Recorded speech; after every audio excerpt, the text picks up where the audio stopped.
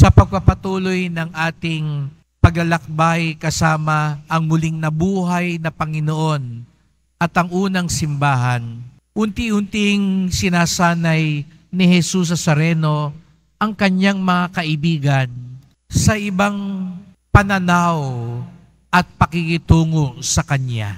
Sapagkat ang muling pagkabuhay ay hindi lang katulad ng dati. Hindi ito pagpapanumbalik lamang ng dati nilang nakagawian at ugnayan.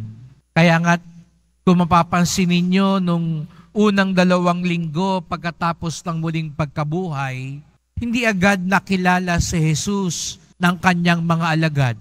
Bagamat siya'y nahahawakan, nasasalat, kumakain, katulad ng isang tao at hindi isang multo, nagagawa din ni Jesus ang mga bagay na hindi nagagawa ng pangkaraniwang katawan.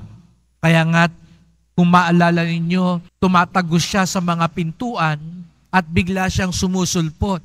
Kaya nga dito makikita natin na ang antas ng Panginoon ay para bagang katulad ng dati, ngunit iba na rin ngayon. Katulad ng dati sapagkat siya'y nakakaugnay pa rin ng mga alagad, ngunit hindi katulad ng dati na siya'y nasa espasyo at panahon lamang. Dahil nga siya'y muling nabuhay, siya ay higit pa sa espasyo at oras. Kaya nga masasabi natin, sinasanay din niya ang mga alagad sa ibang klaseng pananaw. Kaya nga yung pag-uwi ka niya sa Ebanghelyo ngayon, nakikita ninyo ako, gayon may hindi kayo nananalig sa akin. Alawang bagay, ibang klaseng pagkakita ang nais ni Jesus na magkaroon ang kanyang mga alagad. Hindi na lang paningin ng mata, kung hindi paningin ng puso, paningin ng pananampalataya. Sapagkat kung wala kang pananampalataya, hindi mo mauunawaan yung sinabi niya ngayon. Ako ang pagkaing nagbibigay buhay. Ang lumalapit sa akin ay hindi na magugutom at ang nananalig sa akin ay hindi na mauuhaw kailanman. Alam natin, naghimala si Jesus, nagparami ng mga tinapay. Ngunit kahit na kumain sila ng tinapay na iyon, nanatili pa rin silang gutom sapagkat hindi iyon ang ibig tukuyin ni Jesus. Ako ang pagkain, ako ang tinapay ng buhay. Kaya nga't mga kapatid, ito yung ating ipagdasal. Sa pagtingin natin sa ating mahal na pong Jesus Nazareno, hindi lang paningin ng mundo ang ating gamitin. Hindi lang ang pangangailangan ng mundo ang ating hilingin. Hindi yung magugutom pa rin tayo. Hindi rin yung mauubos din at maglalaho din. Opo, nagdarasal tayo ng ganitong mga biyaya. Pangangailangan ng katawan, pangangailangan panglupa.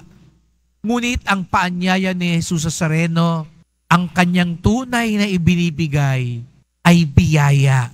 Biyaya na mag-uugnay sa atin sa kanyang kaharian sa langit. Biyaya na hindi lamang makikita ng mata, kung hindi makikita lamang ng may pananampalataya. Kaya nga't sa unang pagbasa, narinig natin, habang lumalago ang simbahan, nakakaranas na siya ng pag-uusig at paghihirap. Kung gagamitin natin ang mata ng lupa, parang malas ang simbahan. Parang hindi pinalad ang mga kaibigan ni Jesus Nazareno sapagkat sila'y inuusig, pinapatay, pinagkakaisahan, nahihirapan sa mata ng mundo. Hindi yun biyaya, di po ba? Sa mata ng mundo, ang biyaya, ginhawa lamang dito sa lupa.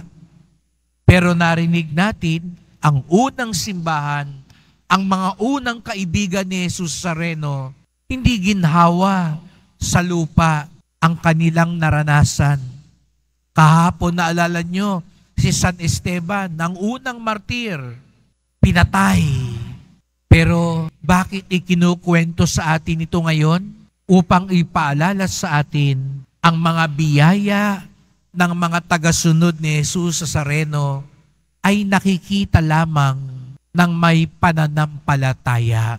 Kaya nga yung taga-usig nila, si Saulo, sa mga darating na araw, magiging Pablo. At makikita niya si Jesus Nazareno sa kakaibang pamamaraan.